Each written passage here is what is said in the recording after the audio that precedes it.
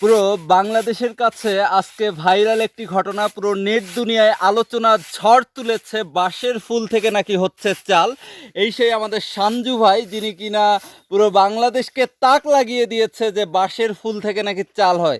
এই ঘটনা কতটুকু সত্য, কতটুকু বাস্তব, আজকে জানতে আমরা চলে এলাম দিনাজপুর জেলার ফুলবাড়ী উপজেলার প্রত্যন্ত একটি গ্রাম, সেটি হচ্ছে পাকাপার নাম গ্রামটির।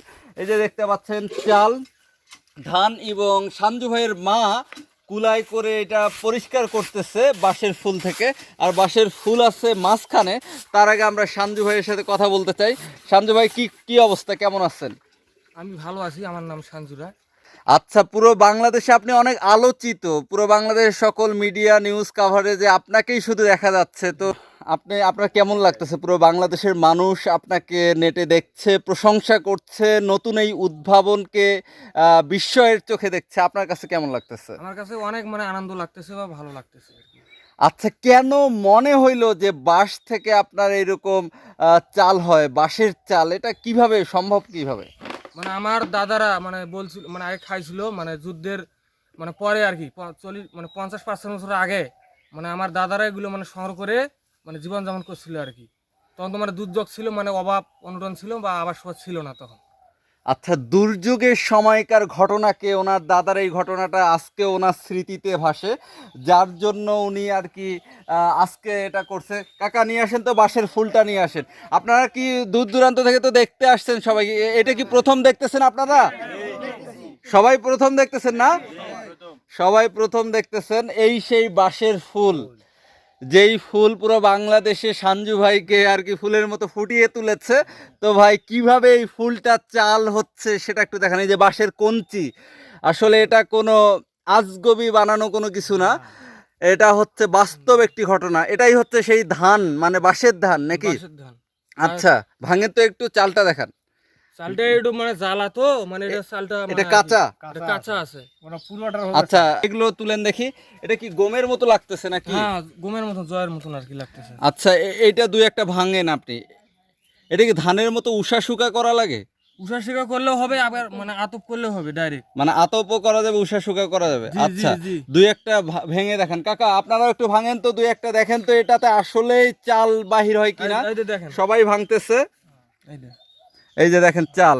এটা কি একটু পেটটা মোটা আর দুই ধারে চিকন, তাই না? এই যে দেখেন সাঞ্জু ভাই বাহির করতেছে বাঁশের চাল। বাংলাদেশের আলোচিত ঘটনা, পুরো দেশ জুড়ে যেটা বিস্ময়ের জন্ম দিয়েছে। তো আমি মনে করি বাংলাদেশের নতুন এই ইতিহাস ঐতিহ্যকে পুরো বিশ্বের কাছে ফুটিয়ে তোলার জন্য হানিফ সংকেত স্যারের ইত্যাদিতে যদি এটা উপস্থাপন হয়, আমার মনে হয় ট্র্যাডিশনালিভাবে এটা একটা কি বলবো, একটা ঐতিহ্য হিসেবে আমাদের মাঝে বাংলাদেশের মানুষ জানবে আর কি। আপনারা কি মনে করেন ইত্যাদিতে এটা যাওয়া উচিত? ইত্যাদির মতো একটা প্ল্যাটফর্মে এই ঐতিহ্যটা যদি ফুটিয়ে তোলা সম্ভব হয়, সত্যি এটা অনেক ভালো লাগবে। তো এই ফুলটা আপনারা একটু ভালো করে দর্শকদেরকে আমরা দেখাই। এটাই হচ্ছে সেই ফুল। তো আপনি এটা কবে, কতদিন যাবত এটা করতেছেন আর কি? প্রায় 1.5 মাস হয়ে আসছে আর কি, 1.5 মাস। 1.5 মাস যাবত এটা করতেছেন? আমি সংগ্রহ করতেছি একটু একটু করে আর কি। আচ্ছা, এত ফুল পাচ্ছেন কোথায়? আমার বাড়ির কাছ থেকে 1.5 কিলোমিটার দূরে আর কি। আমি যার বাদঝার কাছে সংগ্রহ করতেছি, উনি আমার মহাজন, ওদের বাড়ি আমি কাজ করছিলাম, কাজ করি। আচ্ছা, তো এইটা কি বছরে কতদিন পাবেন এই ফুলটা আপনি? মনে করো এটা তখন শেষের দিকে আর কি আইছি। শেষের দিকে মানে বছরে কতদিন থাকে এই ফুলটা? বছরে মনে করো ধরেন যে এই 5-6 মাস পর্যন্ত দেখা যায়। আচ্ছা, এই 1 কেজি কাঁচা ধানে বা 1 কেজি এই ধানটা থেকে, বাঁশ ধান থেকে আপনি কতটুকু চাল পান? Half KG. Half KG? 1 KG থেকে ধরেন। আচ্ছা, বেশিও হতে পারে। একটা বাঁশের গাছ থেকে কতটুকু মানে চাল পাওয়া সম্ভব আপনার ধারণা? তো ঠিক আমি বলতে পারতেছি না, ওখানে তো মেলায় বাঁশ, যার ছেলে আমি কেকরি দিয়ে বা বাঁশ দিয়ে আর কি ইয়ে করি, ঝুঁকে ঝুঁকে পারি, তারপরে এটা আমি ঝাড়ু দিয়ে আর কি জড়ো করে বস্তা প্যাক করে আমি। আচ্ছা, তো এই চাল কেমন দামে বিক্রি হচ্ছে? এই চাল তো আমি আগে সস্তা দরে আর কি গ্যারাম মাসুক দিছি, বা চাউলের বদল বা 40 টাকা কেজি।